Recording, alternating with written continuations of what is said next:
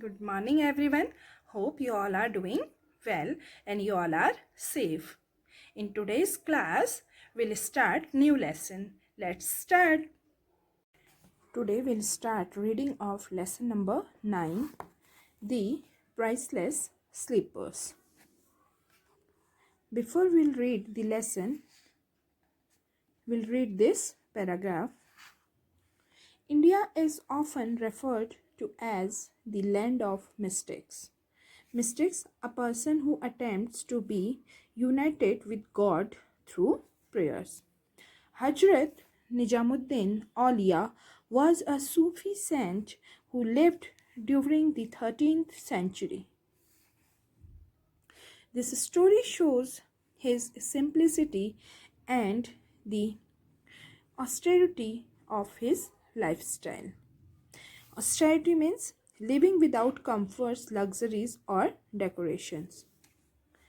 It also shows how people with divine knowledge can give without having. In a little village, there lived a poor man who was so tired of being poor that his sole aim in life was to become rich and have a lot of money. In his desperation, he had tried many means of making money, but he didn't get any satisfactory results. Then, one day, someone told him of a great Sufi saint, Hazrat Nijamuddin Aulia, who lived in Delhi. The poor man was told that the saint was a very kind man with extremely wealthy followers. Surely he will give me enough money to start a new business, and then I will be a rich man, thought the villager to himself. The very next day he set off. Set off means started his journey for Delhi, where the Sufi saint stayed. He had to walk all the way as he could not afford to travel on a horseback. Tired and hungry, the poor man arrived at the home of the saint at last. The Sufi greeted him kindly, and one of his followers guided him to where he could wash himself and brought him food to eat. After taking some rest, the villager told the Sufi the purpose of his visit. Why is it so important for you to have money? The Sufi asked. The villager recounted his woes. Woes means all worries and troubles. I don't have enough money to even eat or clothe myself. If I have a lot of money, I will never have to worry about these things. I will be happy. You are welcome to stay here for as long as you want. You will never be hungry here and will always be decently attired. Attired means dressed up, the Sufi assured him. But the villager was adamant. He wanted money for him. That was the only solution to his problems. He wanted to continue living in his village, start a business, and live in a comfortable house. The Sufi asked him, "Why did you come to me? I am not a rich man, but there are many rich men in Delhi from whom you may go and ask for money." The man said that he had thought of that but knew from experience that the rich were never eager to part with. To part with means to give their wealth. I had heard that you never turn your back on anyone, so came to you. So I came to you. The Sufi slowly nodded his head but said nothing. He remained busy the rest of the day. There were prayers to be said, visitors to be met, and students to be taught. He continued his normal routine. The villager waited patiently for the Sufi to summon him and give him money or ask one of his wealthy friends to give him some. Summon means to call. 2 days passed and he was getting impatient. On the third morning, he realized that his trip to Delhi was not going to bear fruit. Not going to bear fruit means not going to give any favorable results.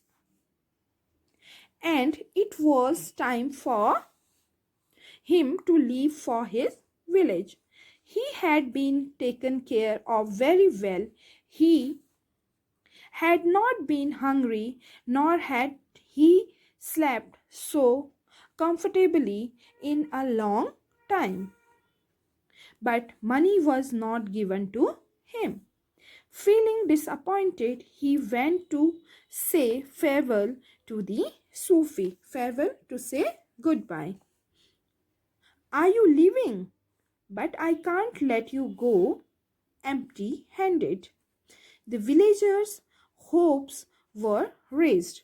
Hopes were raised means to become hopeful again. The Sufi took off his worn out slippers and gave them to the villager, saying, "You have a long and dusty journey ahead of you. These slippers may be useful. I only own what I wear, so I will give you these with my blessings." The villager was shocked but did not show his surprise, as he respected the saint and did not want to insult him. The word talks of Hazrat Nijamuddin Aulia, but in reality he is as poor as me, thought the villager to himself. He then left Delhi with the pair of slippers in his bundle. He was afraid that the people of his village would laugh at him when they would see or hear of the gift that the saint had given him. As the villager was walking in the hot sun, he saw a great cloud of dust coming towards him. As he watched, he saw a magnificent horse galloping. Galloping means moving at a very fast pace, the speed of a horse, galloping towards him. An equally magnificent rider was seated on the horse. The horse and the horseman drew nearer and stopped in front of the villager. The stricken horseman got off the horse and, pointing to the bundle, said, you lucky man, are you coming from the great saint with a priceless gift? The poor man stammered. Stammered means speaking with sudden, unwanted pauses, usually out of nervousness. That it was indeed a gift that the saint had given him, but it was far from priceless. He wondered aloud how the stranger knew that the villager had been to meet the saint. I recognize the sweet fragrance of my Lord from the bundle that you carry. He introduced himself as Amir Khushro. The villager showed him the pair of slippers, and to his surprise, Amir Khusro picked them up reverently and held them to his head. Be kind and give me these slippers for a bag of gold that I have earned for 6 months of work for the emperor. You can also have my horse and my robes. The villager was astounded, but he readily agreed to part with the sleepers for the unequal amount. Both men were delighted with their exchange. Each thought that he had gained the greatest treasure. Amir Khusro left for Delhi, and the poor villager returned a rich man. Never again in his life did he have to worry about his food or clothing, and he lived happily. Needless to say, he became a devout follower of the Sufi, whose humility he could never forget. Humility means humbleness. Later, the poor villager came to know that Amir Khusro was a great musician and poet, as well as the most famous disciple of Hazrat Nizamuddin Aulia. He wrote in Persian, Arabic, and Hindi. He is considered to be the inventor of the tabla and the Hindi language. He was buried near the tomb of Hazrat Nizamuddin Aulia in Delhi. Now, about the story. Sayyid Muhammad Nizamuddin Aulia 1238 to 1325 was also known as Hazrat Nizamuddin. He was one of the most famous Sufi saints of the Indian subcontinent.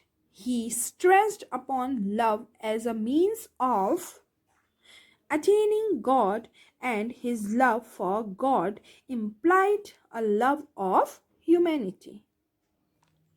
All of you read this lesson carefully. In next class, I explain the lesson. That's all for today. All of you read the given lesson. See you in the next class. Till then, take very good care of yourself. Bye. Bye-bye.